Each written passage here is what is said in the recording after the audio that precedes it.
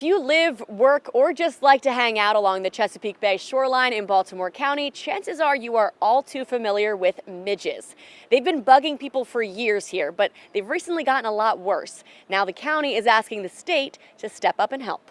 They're just swarms of them everywhere. I mean, I said, on a door or on a boat, they'll just cover. The small flies are mainly active at sunrise and sunset. They don't bite, but they do bother boaters and bartenders alike. We won't even go out and boat in some of the areas because they're so bad, and they just swarm over everything. No matter where you go, they're just here to attack you. You can't even breathe without getting one up your nose and your mouth. At Tiki Lee's dock bar along the back river, they spray for bugs twice a week now.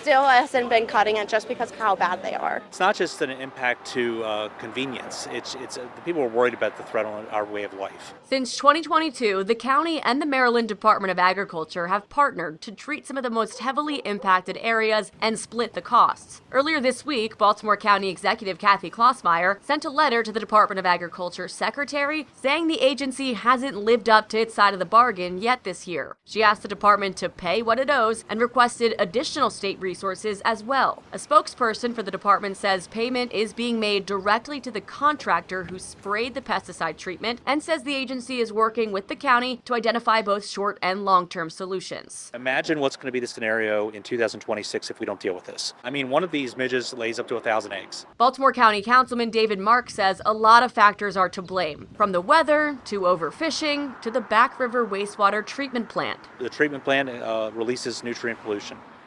Midges thrive off nutrient pollution. Now, we've been told that that plant meets all the state requirements, but it's out there, and it's a factor, and it's something that people are concerned about. In her letter, County Executive Klausmeier also copied members of Congress who represent Baltimore County to see if any federal resources might be available to help manage this growing problem. In Baltimore County, Elizabeth Worthington, wmar 2 News.